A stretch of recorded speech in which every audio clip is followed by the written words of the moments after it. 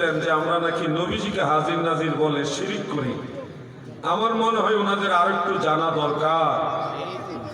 আল্লাহর নবীকে আল্লাহ প্রদত্ত ক্ষমতায় হাজির নাজির বললে শিরক হয় না, বরং আল্লাহকে যদি হাকিকি অর্থে কেউ হাজির মনে করে তাহলে তার ঈমানই থাকে না। আমি ব্যাখ্যা দিয়ে দিচ্ছি কেমনে ঈমান থাকে না। হাজির হওয়া মানে উপস্থিত হওয়া। আল্লাহ আপনার কাছে হাজির হয়েছে, এই কথাটা হলো আল্লাহুস সামাদ। সূরা ইখলাসের এই কথার খেলাফ, এই কথার বিপরীত, এই কথার উল্টা কথা। আল্লাহ কোনো কিছুর মুহতাজ না, কোনো স্থান, কোনো কাল, কোনো পাত্র, কোনো কিছুর মুহতাজ না। আল্লাহ তাআলা বেমিসাল, বেনজির, বেনেওয়াজ। আল্লাহ তাআলা যদি এখানে হাজির বলেন তাহলে এই স্থানের মুখাপেক্ষী আল্লাহকে করে দিলেন। কোন স্থান, কাল, পাত্রকে আল্লাহর মুখাপেক্ষী করা বা আল্লাহ এগুলির মুখাপেক্ষী এটা বলা যাবে না। আল্লাহ এখানে হাজির বললে সূরা ইখলাসের আল্লাহুস সামাদ এই কথা অস্বীকার হয়। এজন্য আল্লাহকে আমরা হাজির বলি না, বরং আমাদের আকীদা হলো সমগ্র সৃষ্টি জগতে যা কিছু আছে সব কিছু আল্লাহর দরবারে হাজির। সুবহানাল্লাহ। আল্লাহ আমার কাছে হাজির, বিষয়টা এরকম না। বিষয়টা হলো আমরা সবাই আল্লাহর দরবারে হাজির। আপনি যদি বলেন আল্লাহ আমার কাছে হাজির, এটা আল্লাহর সম্মানের হানি, আল্লাহকে আপনি ছোট করলেন। আর যদি বলেন আমরাও আল্লাহর দরবারে হাজির, তখন আল্লাহর শান ও মানকে যথার্থভাবে মূল্যায়ন করলেন। কথা কি বুঝতেছেন আপনারা? আকীদা বুঝতে হবে। গায়ের জোরে, গলার জোরে কথা বললে হবে না গো। আকীদা বুঝতে হবে। আল্লাহকে ছোট করে আপনি ভাবতেছেন আপনি মনে হয় সঠিক পথে আছেন। সব সময় সঠিক কথা হয় না। আমাদের বাংলাদেশে অনেক ভাইয়েরা একটা উদাহরণ দেয়, আপনারা এটা নেগেটিভ মাইন্ডে নেবেন না। অনেক ভাইয়েরা আছে স্ত্রীকে ভালোবাসতে বাসতে মারাইকে ফেলতে পারে। এটা কিন্তু মারাত্মক বিষয়, নাউজুবিল্লাহ। যদি আপনি ভালোবাসতে বাসতে ভালোবাসা দেখাইতে গিয়ে বেগম সাহেবাকে এই শব্দ চয়ন করেন, মা রেখে ফেলেন, তাইলে কিন্তু আপনার উপরে জেহারের মাসালা আসবে, যেটা তালাকের সাথে সম্পর্ক হওয়ার সূত্র আছে।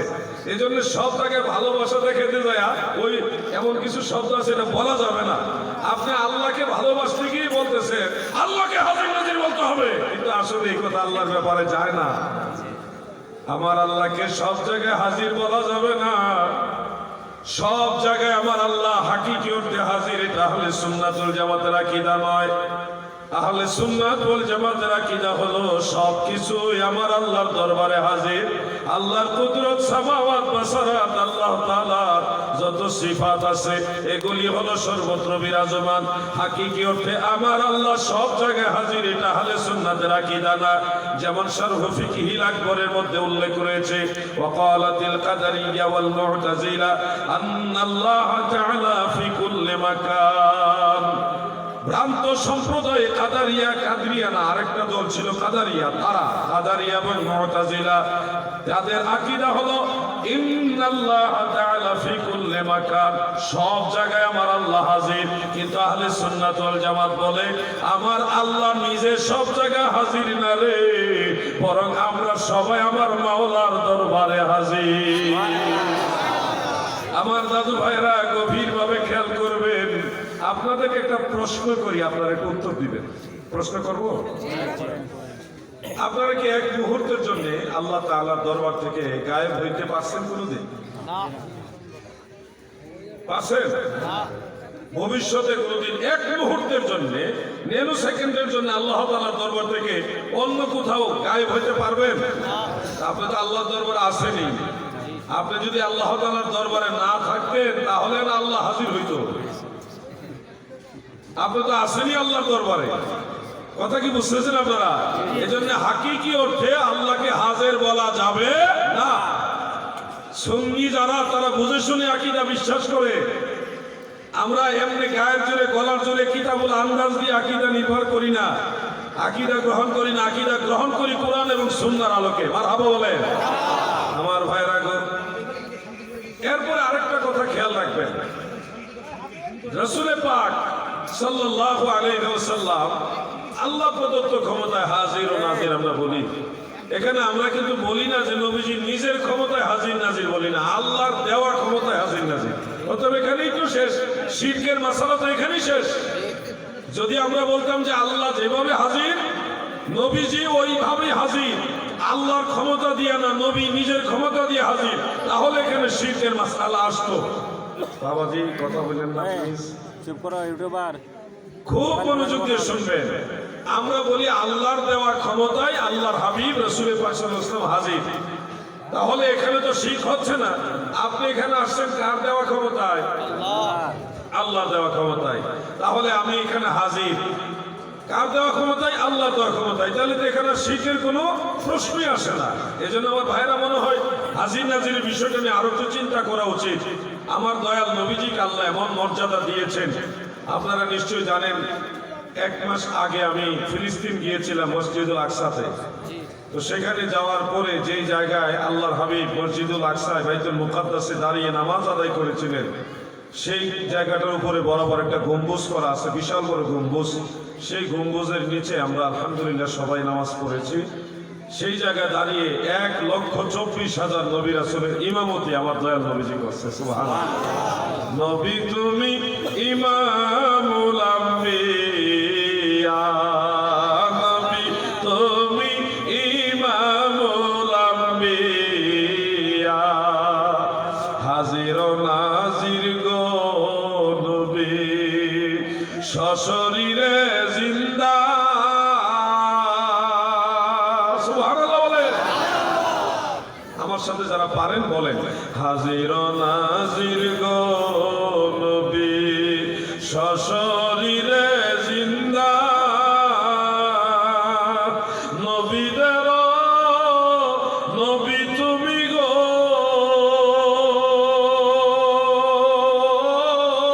নবী, রহমতের দরিয়া গো নবী, নবী তুমি ইমামুল আম্বিয়া, নবী তুমি ইমামুল আম্বিয়া।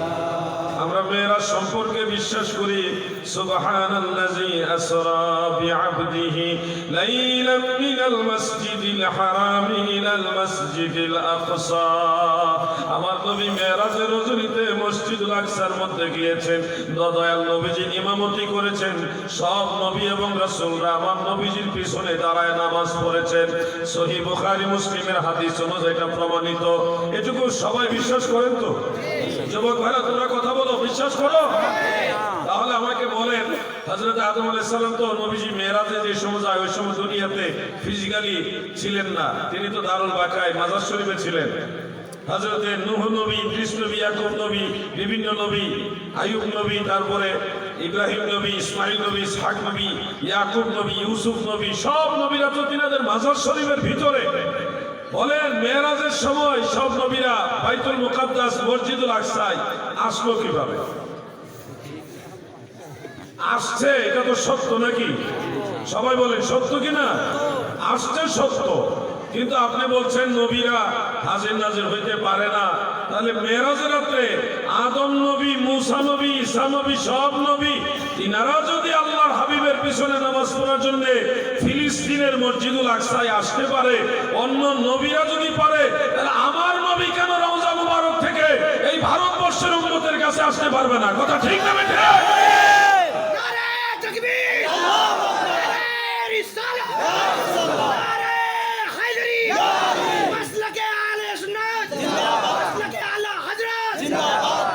আমার দাদু ভাইরা, যে কোনো বিষয় ঠান্ডা মাথায় যদি একটু চিন্তা করেন সমাধান পেয়ে যাবেন। কঠিন কিছু না, এটা এমন কোনো বিষয় না যেটা আপনি বুঝবেন না। সবাইকে অনুধাবন করার চেষ্টা করতে হবে। ইমাম জালালউদ্দিন সুয়ুতী রহমাতুল্লাহ আলাইহি আল হাবিলিল ফাতাওয়ার মধ্যে লিখেছেন যে উম্মতের মাঝে যাদেরকে দয়াল নবী বেশি ভালোবাসে তাদের জানাজার নামাজে এসে নবীজি হাজির হয়, শরীক হয়। আপনারা বলেন এরকম সৌভাগ্য আপনারা চান কিনা? যুবক ভাইরা, মুরব্বী বাবারা বলেন না, চান কিনা? তাহলে আপনাদের আমলের মধ্যে কিছুটা আরো মজবুতি নিয়ে আসতে হবে।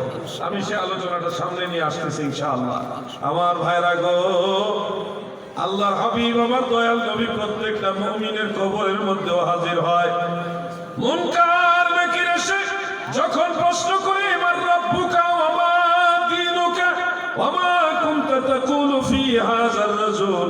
বুখারী, মুসলিম, তিরমিজি অন্যান্য কিতাবে হাদিসটা রয়েছে। কোন কোন কিতাবে শুধুমাত্র নবীজির ব্যাপারে প্রশ্ন করার কথাটাই রয়েছে। তিনটা প্রশ্ন যখন করবে হাফিজুল হাদিস ইমাম মুহিউদ্দিন নববী রাহমাতুল্লাহ আলাইহি সহিহ মুসলিমের শরাল মিনহাজ শরহে মুসলিমের মধ্যে লিখেছেন। ইমাম শিহাবুদ্দিন কাসতালানী মাওয়াহিবুল লাদুনিয়ার মধ্যে উল্লেখ করেছেন।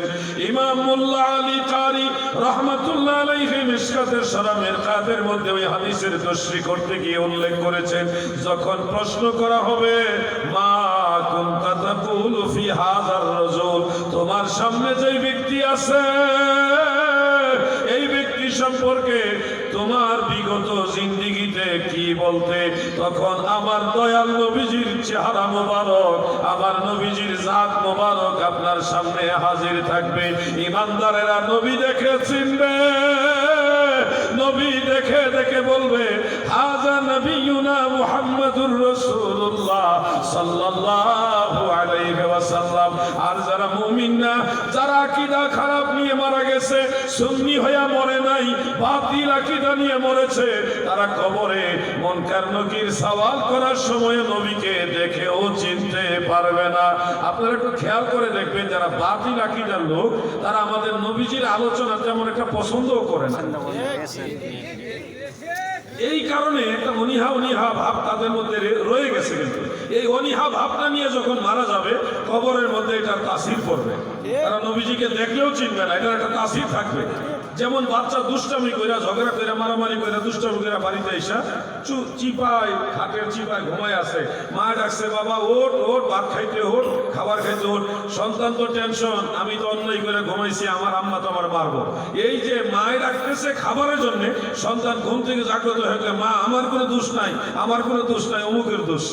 মায় কিন্তু দোষ গুণ করার জন্য, জিজ্ঞাসা করার জন্য ডাকে নাই, খাবারের জন্য ডাকছে। কিন্তু ওই সন্তান তো অন্যায় করে ঘুমাইছে, ওই মাইন্ড সেট আপ করে ঘুমাইছে, এখন ঘুমের থেকে জাগ্রত হয়ে যায়, তার কাজ করতেছে, ওই মাইন্ডটাই কাজ করতেছে। ঠিক দুনিয়াতে যারা নবীর আলোচনা পছন্দ করে না, নবীর দুরুদের প্রাধান্যতা পছন্দ করে না, নবী যারা করে তাদেরকে ঘৃণা করে, নবীজিকে বা নবীজির জিকিরকে যারা অ্যাভয়েড করে, তারা কবরের মধ্যে নবী দেখলেও চিনবে না, কারণ তারা দুনিয়াতেও মদিনাওয়ালাকে মন থেকে ভালোবাসে না। ঠিক না?